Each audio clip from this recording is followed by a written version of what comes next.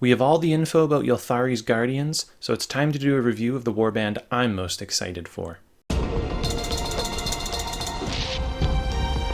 Hello everyone and welcome back to the BattleCast. New factions means Christmas has come early and I couldn't be more excited about Ylthari's Guardians. These are totally the guys that I have been most excited for, and so we're going to do a faction review. We're going to go through the fighter cards, the gambit cards, the spells, and the upgrades, and I'm going to give you my overall impression of how strong I think this warband's going to be. Coming from the woods, with 4 fighters, 13 health, 4 minimum movement, and a mixed bag of everything else, the Ylthari! So we're going to start off by talking about the woman, the myth, the legend, Ylthari herself, and she's nothing to scoff at. She's coming in at wizard level 2, like many of the wizards we've seen this expansion, but sadly it just makes me feel even more bad for Thedra. She's got great movement, starting with 4 and going up to 5 when inspired. She starts with 2 dodge, holla, but she does stay at 3 wounds throughout. She has a ranged spell attack with the added benefit of if she rolls a crit, she can heal herself. So this is actually the best ranged attack in the game before any upgrades are placed. That's because it's on par with all the other spellcasters, but with the added bonus that it can heal. You can technically negate rolling 2 criticals because you'll take a damage from the overload and heal yourself, though I've actually never seen 2 criticals rolled on a spell cast anyway. With her high movement speed, deathly fortitude, and sudden growth look very attractive. And especially if you heal on a crit, you're going to get some good mileage out of those cards. Stormsire is terrifying with those upgrades, but he can only move 1 space if he has them on, whereas Ylthari can technically move 3 spaces, even if she does have Deathly Fortitude on, so that's pretty damn good. Next up, I'm going to talk about Scathael, who's the dude with the big sword. This fella has 4 move all day, 3 health, which makes me a little bit nervous. He's got 1 shield, uninspired and inspired, and I'll kind of talk about why I'm not a huge fan of this later. But he does 2 hammers for 2 damage uninspired, and 3 hammers for 2 damage with cleave when inspired, which is actually a pretty great line. His reaction that he has is actually pretty awesome, but it introduces a very strange timing window. The last thing we need in this game is more timing windows. If he rolls a crit, he essentially hits for 3, but in a very sneaky way. If an opponent has 1 health left, and you hit them with a critical, and they play something like Last Chance, it's going to stop the damage from the attack going through. However, because his reaction says after the attack, it actually bypasses Last Chance and would kill them anyway. This also includes Soul Trap. Not to mention, this ability can also count as killing somebody with a reaction. Next we have Galahad, Galangan? This fella's coming in at 4 wounds, 2 shields, now we're cooking with gas. He has 2 hammers doing 2 damage all day, and he gets knockback when he's inspired. When he's inspired, he also gets access to the, what's now the classic 2-sword whirling attack for 1 damage. And it's better to have it and not need it than need it and not have it.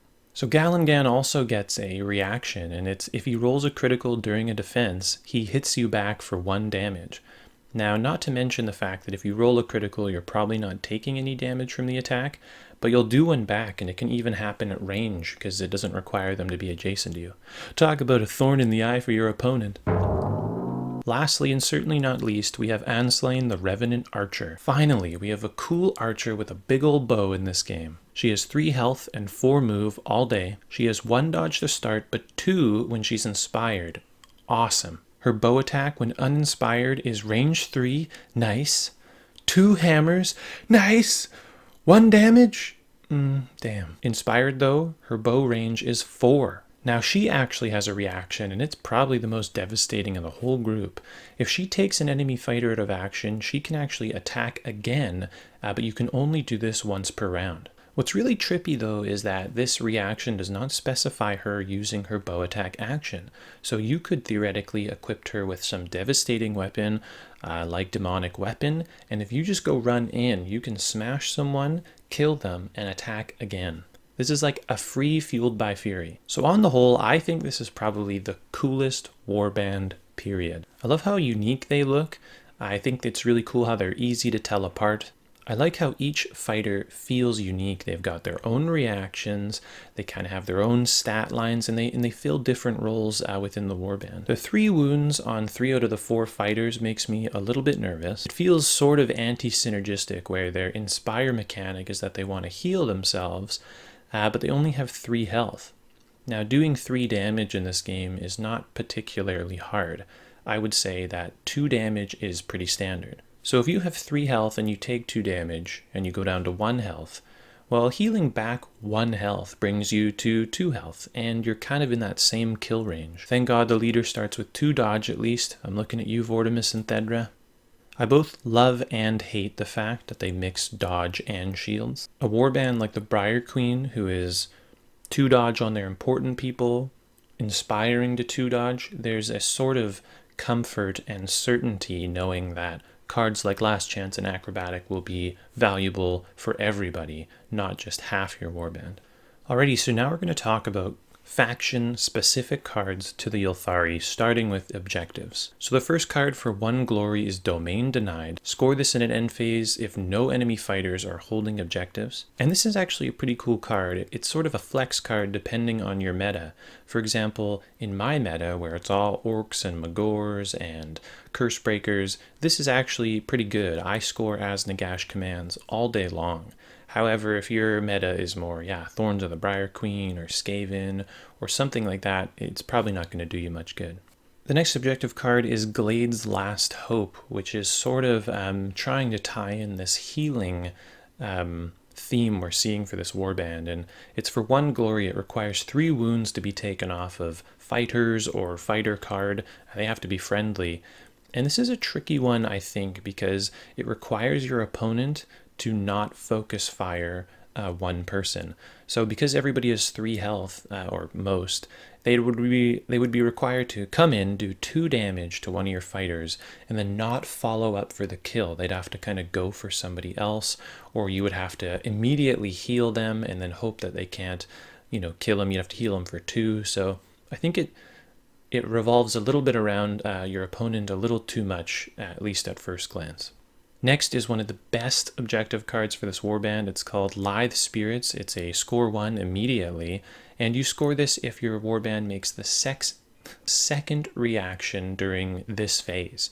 Now, given that your warband has a reaction on every single fighter card that is unique triggering, I mean, this is just going to be a really nice shoe-in. Although it's not as good as Treacherous Foe, that card is OP, it's pretty damn good. The next objective card, Reclaim the Lamentari, for 2 glory, is actually a really great card. Now, this is actually fairly easy to set up for 2 reasons.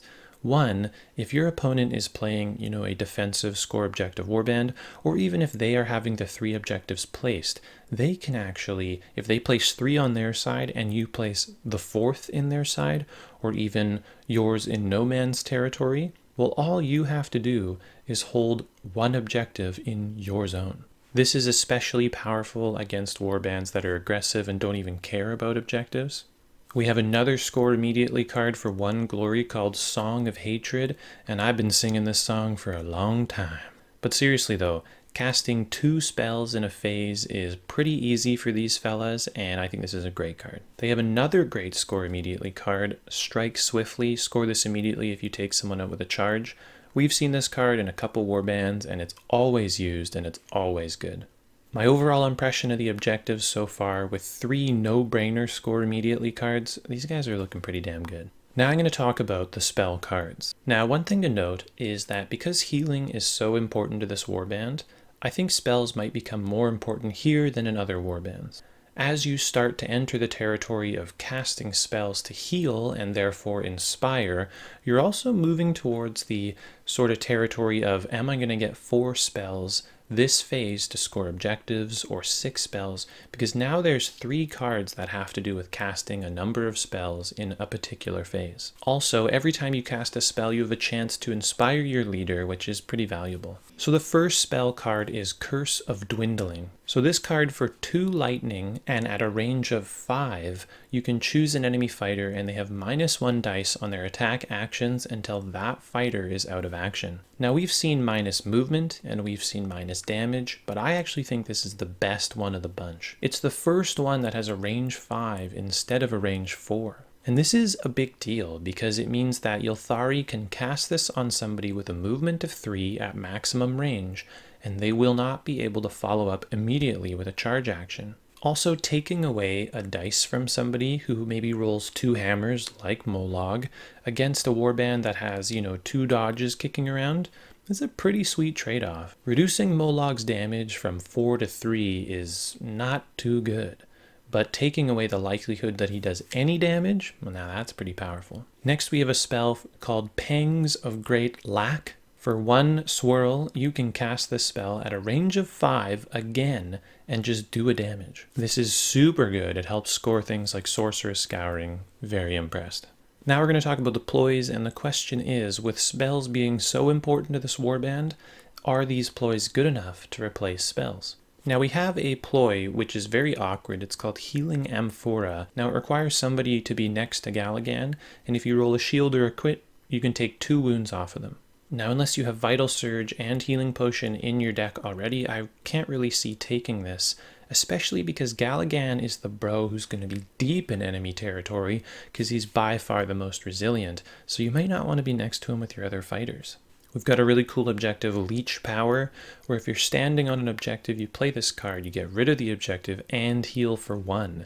And this is a great card because it combos so nicely with A, their Inspire mechanic, and B, their Lamentari, Reclaim the Lamentari, which is holding all the objectives in someone's territory. Now, next we have a really cool ploy card called Mesmerizing Gaze. And so if you're adjacent to somebody, you can either A, put a move token on them, or B, take away their guard token. Now, obviously Transfixing Stare is better because you don't have to be next to them. However, there is a really cool piece about this card, which is that if somebody, puts Mogor on guard, and you're like, oh, I wonder what this guy's going to do. Obviously, it's change of tactics. One of those cards that you can't do anything about.